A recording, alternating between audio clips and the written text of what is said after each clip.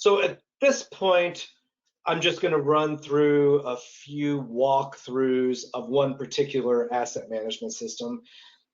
It could be any asset management system. This just happens to be the one I'm most familiar with because it's Industrial Defender.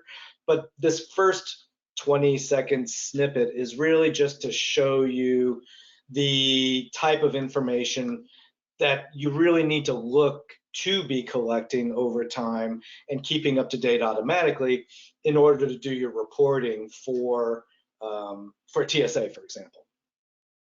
So this is really just the home screen. You can see we have some TSA and NIST CSF based information on those trending elements. This is a list of all the different devices in the demo environment that we happen to have available. And you can see it's Siemens and Rockwell and Schweitzer and even a data diode as well. And if we look at the type of data that we collect, you can see this happens to be a Rockwell PLC. This is the type of data elements that we keep up to date and monitor over time to see if any changes have occurred as well, including the firmware that happens to be running on that particular device. So once the asset management system has this aggregation of data for all the different devices that you have in your infrastructure, that opens up the possibility to do interesting reports against the data that's in the different systems. So now that we have that information, you can also view it by different elements. So now we're going to go into the reporting section that your asset management system would have of some sort. And we're slicing and dicing the information. This TSA set of reports, and you can see the different compliance reports that are available. This one happens to be showing the devices by location. So with this product, we're able to group your assets by site, by location, by lots of different areas, whatever makes sense to you. And then by viewing this report, you can see the results. You can see all the different ways that we can save off the report. So you could save it as an Excel spreadsheet or a CSV in order to help anonymize your data, for example, before you give it to the auditor. You can basically clean out any identifiable information like the IP addresses, for example.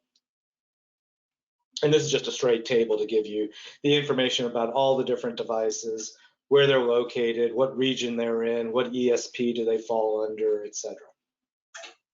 Well, I also noticed you have criticality also, so you've defined criticality component. Great. 100%. Yep. And then I didn't read the slide before, but we're going to jump back into the reporting section. And you'll notice, so there are several reports categories that we have. You can, oh, this is just the location again. No reason to click on that one. Jump to the end there. So a general asset management summary, next one. Notice when we look at the reports that you can either view the report, and this goes for any of our reports, NIST CSF or 62443 or other types of compliance reports that we have, including the TSA. You can view the report or you can subscribe to the report. Viewing to the report is what we're actually doing. We're running the view. And you can see here we have up to 8 different properties that we can look at this information by. And you can see the list of available properties there. Subscribing to a report basically just says, I want to receive an up-to-date execution of this report every so often. It could be every week, every other week, every month, every quarter, every third week, unless it's June, whatever makes sense to you. You can have this saved as a spreadsheet or a PDF or what have you, and then have it emailed to you and a group of others if that's how you want to receive the reports. So this is showing you high-level asset management type details. And then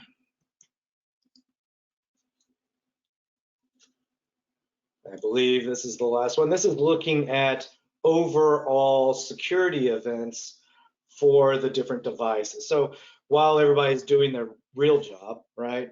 This system, as well as others, is able to monitor various security events and log that information. And that information is critical, especially for things like the TSA, so that you can basically monitor or alert upon certain key security events that may be happening.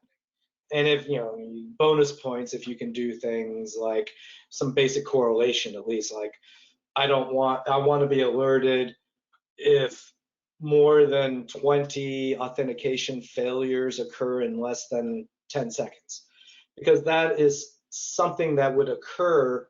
It's too fast for somebody to be typing. It's basically most likely going to be a brute force type of an event where a process is trying to authenticate against a device with maybe OEM type default credentials, or a whole list of different credentials that it has. So this is going through and showing you the different priorities and the number of different events over a certain time period, and breaks it down graphically here for you. MAC address changes is number one, mostly because this demo environment is a virtual environment. So VMware does that a great deal, changes the MAC. And then asset management summary. And I believe this one is the last one. Again, a lot of the times you don't even have to run a full report. A lot of this information is available on the dashboard itself, up-to-date details here. But a lot of our customers don't log in that often. They just rely on our alerting capability and the automated report subscription capability, so they receive spreadsheets or PDFs or documents automatically. Again, so now we're looking at all the different groups.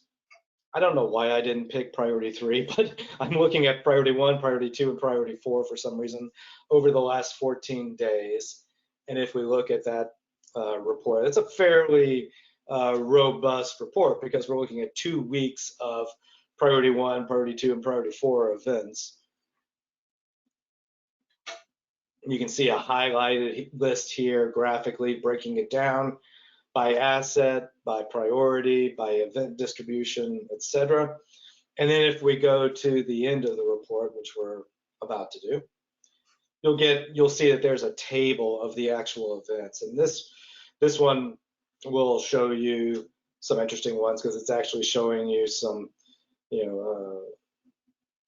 our passive monitoring capability was actually detecting a mode change where an operate message was sent via DNP3